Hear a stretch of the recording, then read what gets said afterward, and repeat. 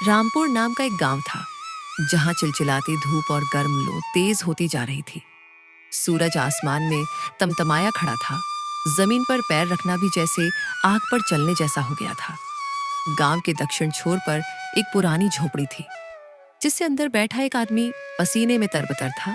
वह आदमी था भोला, गांव का सबसे ईमानदार, सबसे मेहनती, लेकिन सबसे गरीब इंसान। भोला अपनी बेटी और अपनी पत्नी के साथ रहता था। पापा, गर्मी शुरू हो गई है और हमारे घर में एक पंखा भी नहीं है। पिछली बार भी हमने गर्मी बहुत मुश्किल से काटी थी। बिटिया, तुम सही कह रही हो। पिछली बार गर्मी ने बहुत दुखी किया था। इस बार फसल अच्छी हुई तो घर में पंखा जरूर लेकर आएंगे। इतना कहकर भोला अपने खेत में चला जाता है और काम करने लगता है। तभी उसकी पत्नी उसके लिए भोजन लेकर आती है। ये लो, खाना खा लो, तुमने सुबह से कुछ नहीं खाया है और गर्मी बहुत ज्यादा है, थोड़ा आराम कर लो। धान तो बो दिए हैं मगर पानी नहीं मिला तो वो मुरझा जाएंगे। आसपास की सारी नहरें और कुएं सूख गए हैं। अब हम पानी कहाँ से देंगे? भी तो गर्मी के बहुत महीने बाकी हैं। थोड़े दिनों बाद तो पीने के पानी के लिए भी पानी नहीं मिलेगा। क्यों न तुम एक कुआं खोद लो, 1-2 महीने में कुआं खुद जाएगा और हमें पानी के लिए तरसना भी नहीं पड़ेगा। तुम सही कह रही हो, पर इसके लिए जमींदार से उधार लेना पड़ेगा। और ये कहकर वह हीरालाल के पास जाता है, जो कि गांव का सबसे अमीर और लालची किसान था। वह दूसरों से बहुत बेईमानी करता था। बेईमानी कर करके उसने बहुत धन जोड़ रखा था। भोला कहता है, बड़े भैया, आपको पता है इस बार गर्मी बहुत तेज पड़ रही है। गर्मी के कारण मेरी बेटी बहुत दुखी है और मेरे घर में एक भी पैसा नहीं है कि मैं एक पंखा खरीद सकूं। सारे कुएं और नहरें सूख गई हैं। अगर फसल अच्छी नहीं हुई तो हम गर्मी कैसे काटेंगे? आप हमारी मदद करें और कुछ पैसा उधार दे दें।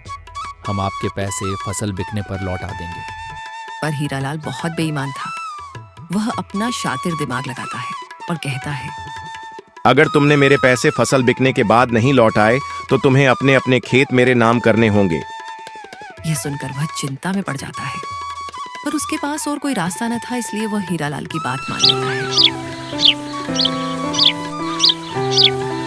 और अगली सुबह वह फावड़ा लेकर कुएं की खुदाई में लग जाता है।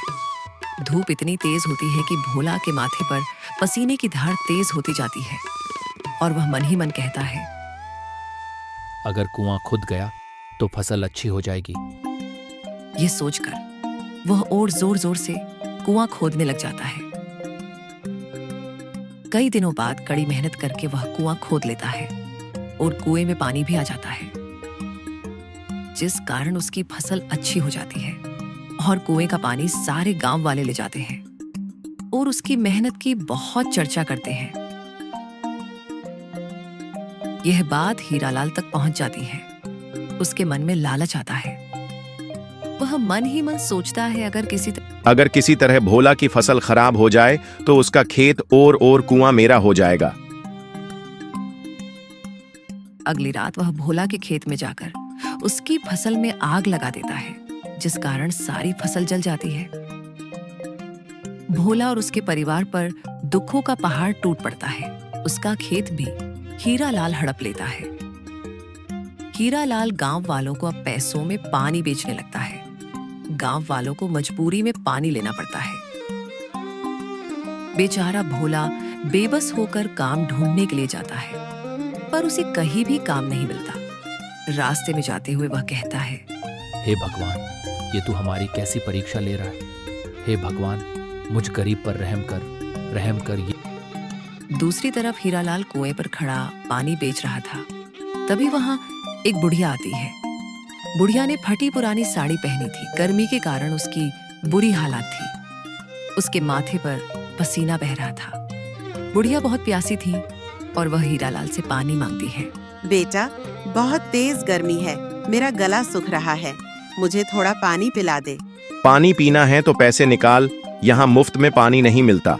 बेटा, ये तू क्या बोल रहा है? भला पानी तो प्यासे को दुश्मन भी पिला दे। एक गिलास पानी में तेरा कुआं खाली नहीं हो जाएगा। मेरे पास पैसे नहीं हैं।